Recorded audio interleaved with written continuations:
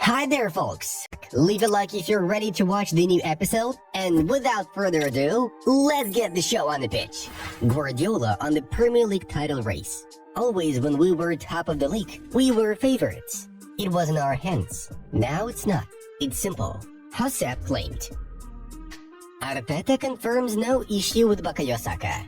He just went out today with fatigue. Nothing serious.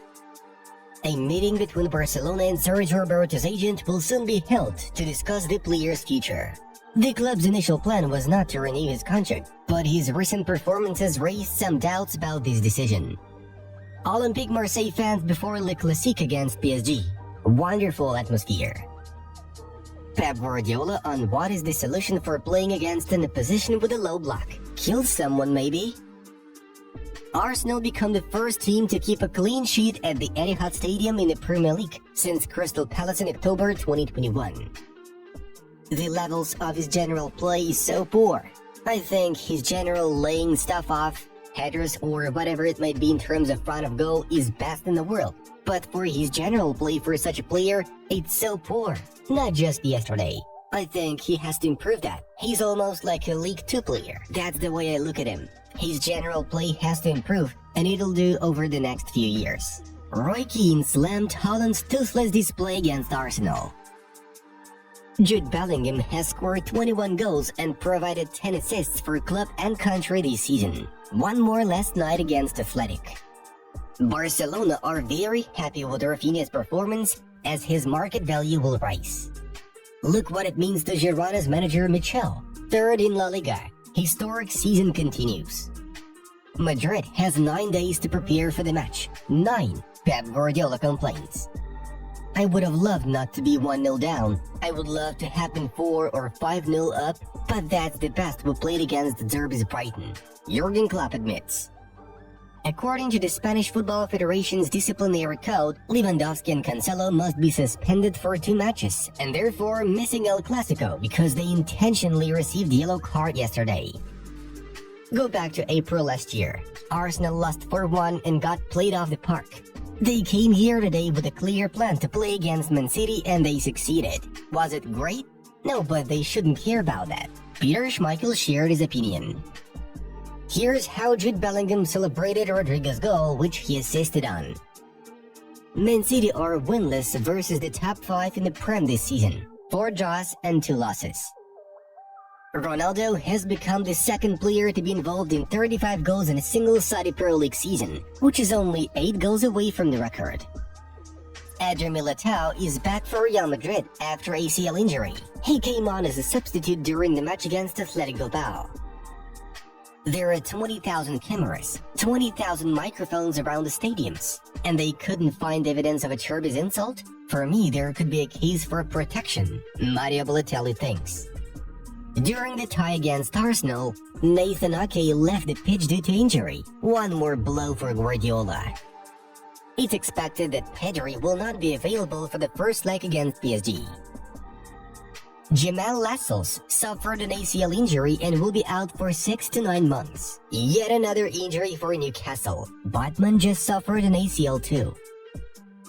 We are no longer the favorites to win the title after this match. We have to be realistic. A lot can happen, but the matter is no longer in our hands. It depends on Arsenal and Liverpool, stated Bernardo Silva after the match against Arsenal. Flamengo is the first team in football history to score 13,000 goals. AC Milan forward Olivier Giroud answered questions about his future performances for the French national team. I'm often called the unsinkable. That's good. That's cool. But hey, the Titanic had to be unsinkable, and it sank. I'm gonna speak to Tony Bloom about next season plans, and then I'll decide. To work next season at Brighton, I don't need to extend. Now we have finished the discussion about contracts, but not because I've decided yet, it's still open. Roberto De Zerbi shared his plans. Barcelona are planning to consider a new loan for Ansu Fati. Barca are open to selling the forward in case of a lucrative offer for permanent transfer. James Tavernier is now the highest scoring defender in British football history with 131 goals. He's been at Rangers for around 9 years. Also has 127 assists for the Scottish club. There may be a very beautiful rivalry in the coming years with players like Haaland, Mbappe, and Vinicius competing for the Ballon d'Or. I also think that Lamine Yamal, who is still very young, will play a prominent role and fight for it. Lionel Messi believes. Real Madrid are confident that Andre Lunin will extend his contract, while Thibaut Courtois will remain the Merengues' first choice goalkeeper after his recovery.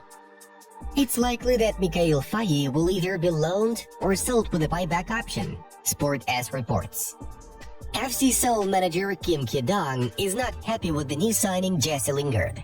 I've been thinking a lot about removing Jesse Lingard. I don't think a player who doesn't run for a few minutes is a football player. If he doesn't fight and doesn't run better than a player who runs for 90 minutes. If you're gonna play soccer in the name, shouldn't you just take the retired players?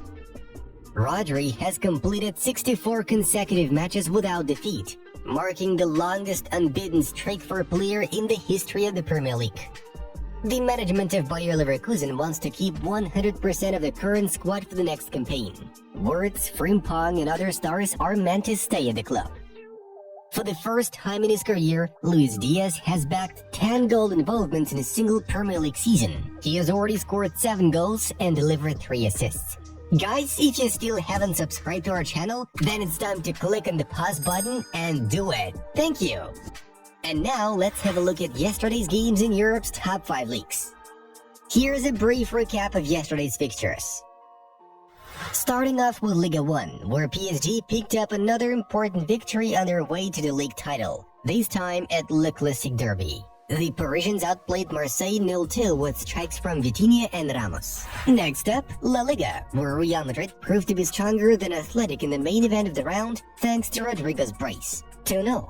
As a result, Real Madrid increased their lead over Barcelona to 8 points. Finally, the Premier League. Liverpool got a strong-willed victory over Brighton. Clubsmen responded to Welbeck's goal with accurate shots from Luis Diaz and Salah. Meanwhile, Manchester City and Arsenal had a goalless draw 0-0. Consequently, Liverpool reclaimed their spot at the top of the Premier League. Alright, moving on to the main news of the release. Chelsea are planning to sell 2 of their graduates, Reece James and Conor Gallagher, this summer, according to The Telegraph. The club's unprecedented spending on footballers, coaches, and other supporting staff has put it at risk of violating the Premier League rules of profitability and sustainability. If the transfers of James and Gallagher are completed by June 30th, Chelsea will be able to register a profit on the sale of players on its financial reports for the 2023-24 season. On the whole, the Blues want to earn more than £100 million in order not to violate the rules. Real Madrid forward Rodrigo has reacted to rumors of Kylian Mbappe's move in the summer. Mbappe to Real Madrid?